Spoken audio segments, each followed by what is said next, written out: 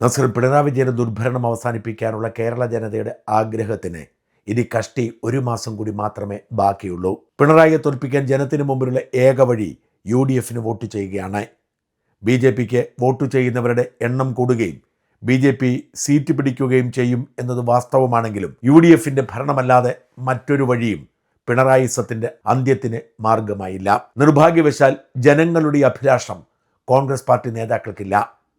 മുഖ്യമന്ത്രി ആവുന്നത് ആര് എന്നതിനെക്കുറിച്ചാണ് അവരുടെ പ്രധാനപ്പെട്ട ചർച്ച. പലതവണ MPയും MLAയുമായിട്ടുള്ള KPCC പ്രസിഡന്റായിട്ടുള്ള ജനങ്ങൾക്ക് വളരെ പ്രിയങ്കരനായ K. സുധാകരൻ MP സ്ഥാനം നിലനിർത്തിക്കൊണ്ട് തന്നെ ഇപ്പോൾ എന്തിനാണ് നിയമസഭയിൽ മത്സരിക്കുമെന്ന് പറഞ്ഞ് വാശിക്കിറങ്ങുന്നത് എന്ന് ആർക്കും അറിയില്ല. സുധാകരനെ പോലെ പല MPമാരും വാശിയോടുകൂടി മത്സര രംഗത്തിറങ്ങാൻ തയ്യാറാകുമ്പോൾ ജനങ്ങളെ പരിഹസിക്കുന്നതിന് തുല്യമാകുന്നു അതൊക്കെ.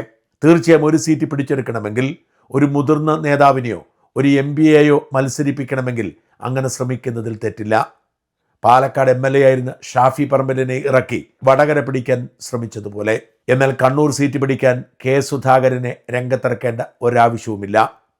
പകരം ആരെ നിർത്തിയാലും കണ്ണൂർ പിടിക്കാമെന്നിരിക്കവേ സുധാകരൻ കാട്ടുന്ന പിടിവാശി കോൺഗ്രസ് പാർട്ടി നേരിടുന്ന പ്രതിസന്ധിയുടെ ഉദാഹരണമായി മാറുന്നു. അല്ലെങ്കിൽ തന്നെ ഒരിക്കൽ കൂടി അധികാരത്തിലെത്താൻ കോൺഗ്രസ് പാർട്ടി എന്തു പരിശ്രമമാണ് ചെയ്യുന്നത്? കഴിഞ്ഞ 10 വർഷമായി ഈ നാട് ഭരിച്ചു മുടിപ്പിച്ച പിണറായിയുടെ തോന്നിയാസങ്ങളുടെ വിവരങ്ങൾ ഏതെങ്കിലും ഒരു റിസർച്ച് ടീമിനെ ഇരുത്തി പഠിച്ചിരുന്നെങ്കിൽ ഓരോ ദിവസവും ഓരോ തോന്നിയാസങ്ങളുടെയും റീൽസ് ഇറക്കാമായിരുന്നു. അത്തരത്തിൽ ഒരു പരിശ്രമവും ഇവരാരും ചെയ്തിട്ടില്ല. മറുനാടനിലൂടെ പുറത്തു വന്നിരിക്കുന്ന തട്ടിപ്പും വെട്ടിപ്പും ഒന്ന് കളക്ട് ചെയ്ത് ഒരുമിച്ച് പുറത്തുവിട്ടാൽ പോലും ജനം തലയിൽ കൈവയ്ക്കുമായിരുന്നു. പക്ഷെ അത്തരമൊരു ശ്രമവും നടത്താതെ സകലരും സീറ്റ് കിട്ടുന്നതിന് വേണ്ടിയുള്ള നെട്ടോട്ടത്തിലാണ്. കോൺഗ്രസ് പാർട്ടി ഒന്നും ചെയ്യാതെയാണ് ജനങ്ങൾ ആ പാർട്ടിയെ തെരഞ്ഞെടുക്കാൻ ശ്രമിക്കുന്നത് എന്ന് ജോളി എഴുതിയത് വ്യക്തമാണ്.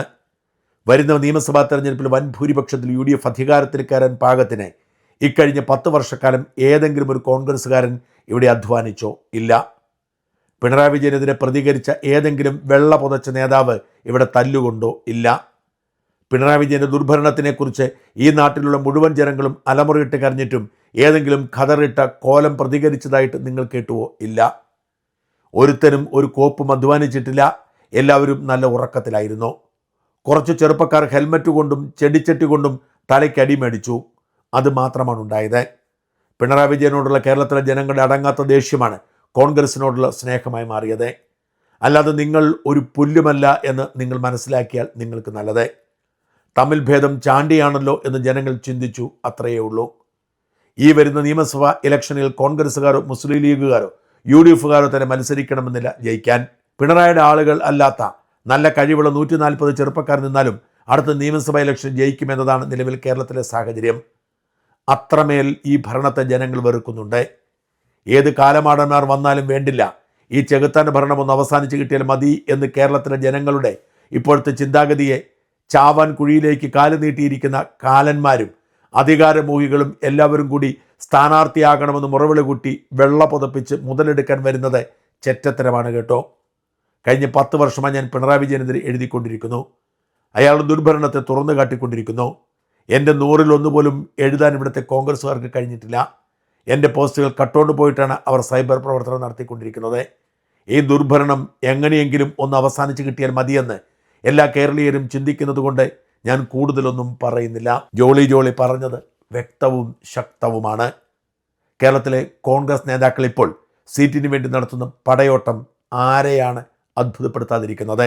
താൻ മത്സരിക്കുമെന്ന് തറപ്പിച്ച് പറയുന്ന സുധാകരനും തനിക്ക് സീറ്റ് വേണം എന്നാവശ്യപ്പെടുന്ന മറ്റ് MPമാരും മറന്നുപോകുന്നത് ഒരു പഞ്ചായത്ത് തെരഞ്ഞെടുപ്പിൽ പോലും മത്സരിക്കാൻ കഴിയാതെ 50-60 വർഷം പാർട്ടി പ്രവർത്തനം നടത്തി കയ്യിലിരിക്കുന്ന സ്വത്തെല്ലാം ഇല്ലാതാക്കി മരണത്തിന് കീഴടങ്ങിയ ആയിരക്കണക്കിന് പ്രാദേശിക നേതാക്കളുള്ള പാർട്ടിയാണ് കോൺഗ്രസ് എന്നാണ്. ഇത് മനസ്സിലാക്കാത്തതിൻ്റെ ശിക്ഷ കഠിനമായിരിക്കും. തിരുവനന്തപുരത്തേക്ക് വരിക. തിരുവനന്തപുരത്ത് തോറ്റമ്പിയ ആർക്കും വേണ്ടാത്ത പെടുമാരണങ്ങൾ ഇപ്പോഴും സീറ്റിന് വേണ്ടി ഇടികൂടുന്നു. വർക്കല കഹാർ എന്ന 3 തവണ ജയിക്കുകയും 2 തവണ തോൽക്കുകയും ചെയ്ത് പ്രായാധിക്യം കൊണ്ടും കയ്യിലിരിപ്പ് കൊണ്ടും ജനങ്ങൾ തള്ളിക്കളഞ്ഞ നേതാവിന് ഇപ്പോഴും വർക്കല വേണമെന്ന് വാശിയാണ്. ഖഹാർ നിന്നാൽ തോൽവി ഉറപ്പാണെന്ന് കോൺഗ്രസ്സുകാർ മാത്രമല്ല അദ്ദേഹത്തിന് വോട്ട് ചെയ്യുന്ന സമുദായക്കാർ പോലും പറയുന്നു. പകരം ഉയർത്തിക്കാട്ടാൻ ജനകീയ മുഖങ്ങൾ ഇല്ലാത്തത് കൊണ്ടല്ല. തിരുവനന്തപുരം മെഡിക്കൽ കോളേജിൽ പഠിച്ച് തിരുവനന്തപുരത്തിൻ്റെ സ്പന്ദനം അറിഞ്ഞ് ഐക്യരാഷ്ട്രസഭ വരെ പോയി പ്രവർത്തിച്ച് ആരോഗ്യമേഖലയെ കീഴടക്കിയ ലളിത ജീവിതത്തിന് പ്രതീകമായ ഡോക്ടർ SS ലാലിനെ വർക്കലയിൽ നിർത്തിയാൽ സമസ്ത മേഖലയിലും പിന്തുണ കിട്ടുമെന്ന് എല്ലാവർക്കും അറിയാം. ഡോക്ടർമാരടങ്ങുന്ന പ്രൊഫഷണലുകൾ മാത്രമല്ല, അദ്ദേഹത്തിന് കുടുംബ ബന്ധവും സഹായകരമാവും. ശിവഗിരി മഠവുമായി ദീർഘകാലമായി ബന്ധമുള്ള അമേരിക്കയിലെ ശിവഗിരി മഠത്തിന്റെ പ്രവർത്തനത്തിന് നേതൃത്വം വരെ കൊടുത്ത ഡോക്ടർ ലാലിനെ സ്ഥാനാർത്ഥിയാക്കണമെന്ന് മഠം നേരിട്ട് ആവശ്യപ്പെട്ടിട്ടുണ്ട്. എന്നിട്ടും എല്ലാ എതിർപ്പുകളെയും മറികടന്നുകൊണ്ട് വർക്കല കഹാറിനെ വർക്കലയിൽ സ്ഥാനാർത്ഥിയാക്കാൻ കോൺഗ്രസ് പാർട്ടി തുനിഞ്ഞിറങ്ങിയാൽ തോൽവിയല്ലാതെ മറ്റൊന്നും പ്രതീക്ഷിക്കേണ്ടതില്ല. CPMന്റെ ജില്ലാ സെക്രട്ടറി കൂടിയായ ജനകീയനായ ജോയിയോട് മത്സരിക്കാൻ വർക്കല കഹാറിന് ശേഷിയില്ല എന്ന് ഇനിയെങ്കിലും കോൺഗ്രസ് പാർട്ടി തിരിച്ചറിഞ്ഞാൽ നല്ലത്. ഇക്കുറി മുസ്ലിം വോട്ടുകളെല്ലാം UDFനായിരിക്കവേ അതുറപ്പാക്കാൻ കഹാറിനെ ഇറക്കേണ്ടതില്ല. പകരം ലാലിനെ ഇറക്കിയാൽ ആ വോട്ടും ഈഴവ വോട്ടും ഉറപ്പിക്കാൻ കഴിയും എന്നത് മാത്രം മതി UDF വിജയം ഉറപ്പിക്കാൻ.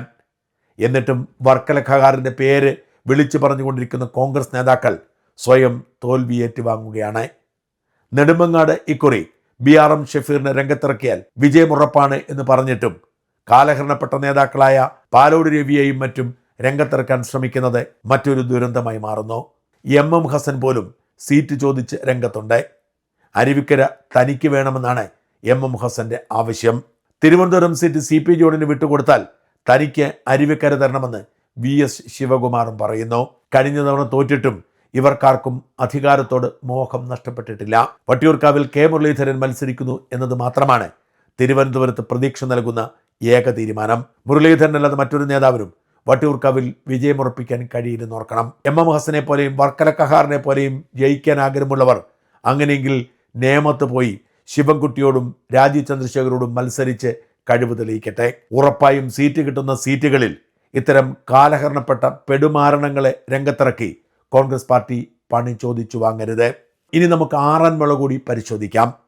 ഇപ്പോഴത്തെ സാഹചര്യത്തിൽ ആറന്മുളയിൽ ഏറ്റവും കൂടുതൽ വിജയ സാധ്യത യൂത്ത് കോൺഗ്രസ് ജില്ലാ പ്രസിഡന്റ് വിജയ് ഇന്ദുചൂടനാണ് എന്ന് എല്ലാവരും വിധിയെഴുതിയിട്ടും ജാതിമത സമവാക്യങ്ങൾ നോക്കി അവിടെ മറ്റു ചിലരെ തിരികെ കയറ്റാൻ ശ്രമിക്കുന്നത് എത്ര ഖേദകരമാണ്.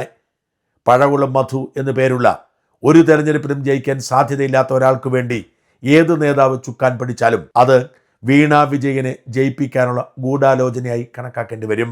BJPയിൽ നിന്നും കോൺഗ്രസിലേക്ക് വന്ന സന്ദീപ് വാര്യരെ തിരുവനന്തപുരത്തോ തവനൂരോ നിർത്തിയാൽ കണ്ണുമടച്ചു ജയിക്കും എന്നുറപ്പായിട്ടും അക്കാര്യത്തിലും തീരുമാനമെടുക്കാൻ കോൺഗ്രസ് പാർട്ടിക്ക് ഇപ്പോഴും കഴിയുന്നില്ല.